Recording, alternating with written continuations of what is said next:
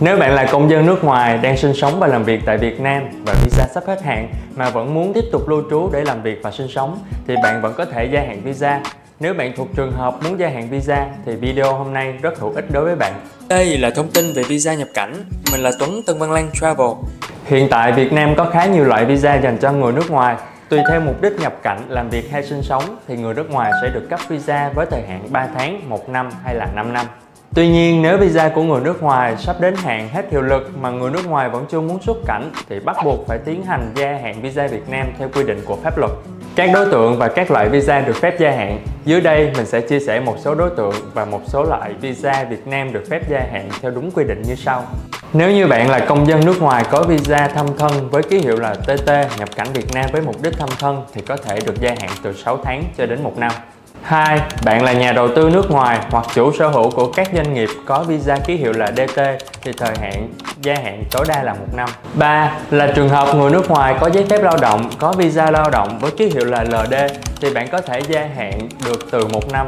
4. Cuối cùng là các ban quản lý, giám đốc điều hành, chuyên gia, lao động kỹ thuật sở hữu visa làm việc tại Việt Nam với ký hiệu là DN, chính là visa doanh nghiệp, thì người nước ngoài có thể gia hạn được từ 1 cho đến 3 tháng. Điều kiện gia hạn visa Việt Nam. Tuy nhiên, để được gia hạn visa Việt Nam, người nước ngoài phải đáp ứng đủ các điều kiện như sau. 1. Visa vẫn còn hạn. Tức là từ thời điểm bạn nộp hồ sơ vào xin gia hạn visa thì visa của bạn sẽ là visa sắp hết hạn chứ không phải là visa đã quá hạn. Chứ không phải đợi đến visa hết hạn rồi thì bạn mới bắt đầu nộp hồ sơ xin gia hạn visa. Nếu để visa hết hạn hoặc quá hạn rồi bạn mới xin gia hạn thì lúc này khả năng cao bạn sẽ phải đóng phạt vì quá hạn visa. Mức phạt quá hạn theo Nghị định 144 Tân Văn Lan đã chia sẻ trong video trước đó, bạn có thể xem lại chi tiết nhé. 2. Bạn không thuộc các trường hợp bị buộc phải xuất cảnh ra khỏi Việt Nam. 3. Hộ chiếu phải còn hạn. Thời hạn còn lại của hộ chiếu phải nhiều hơn thời hạn của visa ít nhất là 1 tháng. 4. Người nước ngoài phải hoàn thành việc khai báo tạm trú trên trang thông tin điện tử cấp tỉnh hoặc khai báo trực tiếp với công an phường xã bằng việc khai báo mẫu NA17. 5. Người nước ngoài hoàn thành hồ sơ bảo lãnh nhập cảnh như lúc xin visa, tức là người nước ngoài phải ủy quyền cho công ty hoặc cá nhân để hỗ trợ phần bảo lãnh này. Khi bạn đáp ứng đủ 5 điều kiện trên thì mới có thể tiến hành thủ tục xin gia hạn visa. Hồ sơ xin gia hạn visa Việt Nam cho người nước ngoài. Đối với hồ sơ xin gia hạn visa Việt Nam cho người nước ngoài, các bạn phải đảm bảo được những đầu mục cơ bản như sau. 1. Hộ chiếu của người nước ngoài vẫn còn hạn theo quy định. 2. Visa của người nước ngoài vẫn còn hạn. 3. Tờ khai đề nghị gia hạn visa cho người nước ngoài là mẫu NA5. 4. Tờ khai hoàn thành khai báo tạm trú của người nước ngoài tại địa phương là mẫu NA17. Tuy nhiên, đây là những giấy tờ cơ bản để xin gia hạn visa, còn lại phải tùy thuộc vào mục đích nhập cảnh của người nước ngoài vào Việt Nam theo mục đích gì thì các giấy tờ sẽ cần phải chuẩn bị một cách cụ thể hơn. Diện lao động LD1, LD2, hồ sơ cần phải có cụ thể như giấy phép lao động, giấy miễn giấy phép lao động, bản sao y có công chứng của giấy phép đăng ký kinh doanh hoặc giấy quyết định của cơ quan thẩm quyền về việc thành lập doanh nghiệp, chứng nhận mẫu con dấu chính thức của công ty, giấy giới thiệu lý giải về việc đương đơn được sử dụng lao động trong công ty sẽ thực hiện thủ tục gia hạn visa Việt Nam và ảnh 4x6. Diện visa đầu tư thì hồ sơ cụ thể cần có giấy chứng nhận chuyển tiền của ngân hàng, giấy chứng nhận đầu tư, bản sao y có công chứng của giấy phép kinh doanh hoặc giấy phép đầu tư và báo cáo thuế gần nhất là 3 tháng. Giấy chứng nhận đã đăng ký mẫu con dấu hoặc thông báo về việc đã đăng tải thông tin về mẫu con dấu của doanh nghiệp trên cổng thông tin quốc gia về đăng ký doanh nghiệp là mẫu NA16. Lưu ý đối với các loại giấy tờ này, nếu đã từng nộp hồ sơ cho Cục Quản lý xuất nhập cảnh thì không cần phải nộp lại cho lần nộp gia hạn tiếp theo. Gia hạn đối với diện visa 3 tháng một lần hoặc nhiều lần thì hồ sơ cần có hồ sơ pháp lý của các tổ chức doanh nghiệp bảo lãnh người nước ngoài, giấy giới thiệu của doanh nghiệp, tổ chức nếu đương đơn người nước ngoài được các doanh nghiệp nước ngoài bảo lãnh, bản sao công chứng của các tài liệu hồ sơ pháp lý của doanh nghiệp, tổ chức. Tuy nhiên, đôi khi gia hạn visa DN 3 tháng, nhiều lần hoặc một lần thì Cục Xuất nhập cảnh sẽ yêu cầu người nước ngoài cung cấp chấp thuận sử dụng lao động.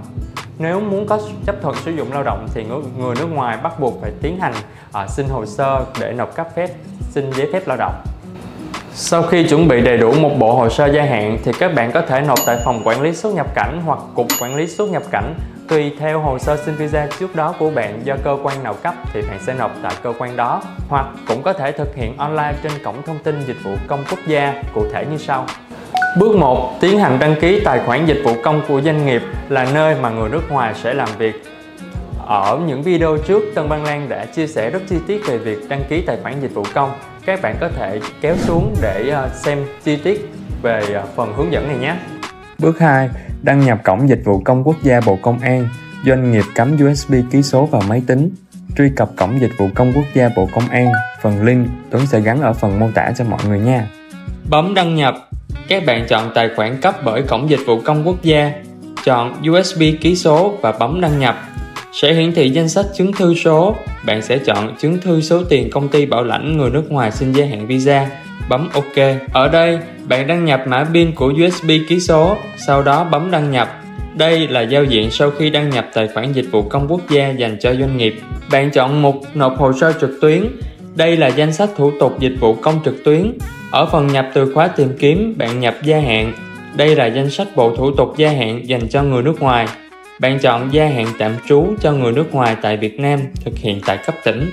Ở trang này sẽ hiển thị các bước hướng dẫn và nội dung liên quan đến gia hạn tạm trú cho người nước ngoài tại Việt Nam. Mọi người có thể xem hướng dẫn ở các mục dưới đây, bấm nộp hồ sơ. Ở đây, bạn chọn cơ quan giải quyết hồ sơ thì công ty người nước ngoài làm việc có trụ sở ở tỉnh nào thì sẽ thực hiện thủ tục gia hạn tại phòng quản lý xuất nhập cảnh của tỉnh đó. Ở đây, Tuấn chọn Công an thành phố Hồ Chí Minh. Ở một người đề nghị, các bạn sẽ nhập thông tin người nước ngoài cần gia hạn visa. Một mẹo nhỏ dành cho các bạn khi apply hồ sơ, các bạn tải lên mặt hộ chiếu của người nước ngoài lên trước thì ở mục thông tin sẽ tự động hiển thị một số thông tin cơ bản trong hộ chiếu như trên số hộ chiếu có giá trị đến ngày bao nhiêu. Ở một cơ quan tổ chức hoặc thâm thân ở Việt Nam mời bảo lãnh, các bạn sẽ nhập thông tin doanh nghiệp bảo lãnh người nước ngoài. Về thời gian gia hạn tạm trú, bạn có thể được gia hạn từ 1 tháng cho đến 3 tháng tùy cơ chế từng tỉnh. Vì vậy, ở dòng gia hạn tạm trú đến ngày, bạn cân đối để thời gian nhập cho phù hợp. Ở trong lý do trường hợp này là làm việc. Ở dòng những điều cần trình bày thêm thì bạn giải trình lý do người nước ngoài ở lại làm việc thêm một khoảng thời gian bạn muốn gia hạn. Chọn cơ quan tiếp nhận nơi nhận kết quả, nếu bạn nhận trực tiếp thì tích vào ô này, còn nếu nhận qua bưu chính thì tích vào ô này. Nhận qua bưu chính, bạn sẽ phải nhập địa chỉ nhận kết quả và bưu điện phòng quản lý xuất nhập cảnh sẽ là nơi gửi kết quả cho bạn. Tiếp đến thành phần hồ sơ, bạn sẽ tải bản scan tờ khai đề nghị cấp thị thực gia hạn tạm trú là mẫu NA5 đã chuẩn bị trước đó. Hộ chiếu hoặc giấy tờ có giá trị đi lại quốc tế của người nước ngoài, bạn sẽ tải hình ảnh mặt hộ chiếu và hình visa nhập cảnh của người nước ngoài đang sử dụng. Giấy tờ chứng minh lý do được cấp thị thực thì bạn sẽ tải bản scan một số giấy tờ liên quan.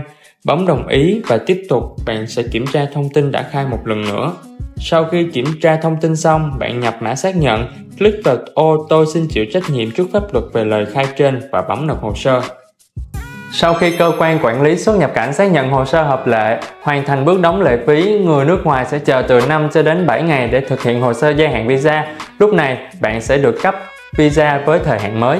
Tuy nhiên, lưu ý rằng nếu visa bạn vừa gia hạn vì một lý do nào đó, bắt buộc bạn sẽ phải xuất cảnh ra khỏi Việt Nam thì visa vừa gia hạn lập tức hết hiệu lực. Mọi thông tin Tân Văn Lan cung cấp trong video này đều được chia sẻ tại trang web tânvanlan.com. Bạn có thể xem thêm ở phần mô tả nhé. Nếu bạn chưa rõ thông tin nào hoặc quá bận rộn để cần hỗ trợ thêm thì có thể để lại comment ở dưới video này hoặc gọi trực tiếp cho hotline của Tân Văn Lan 0907 874 240 để được hỗ trợ nhé.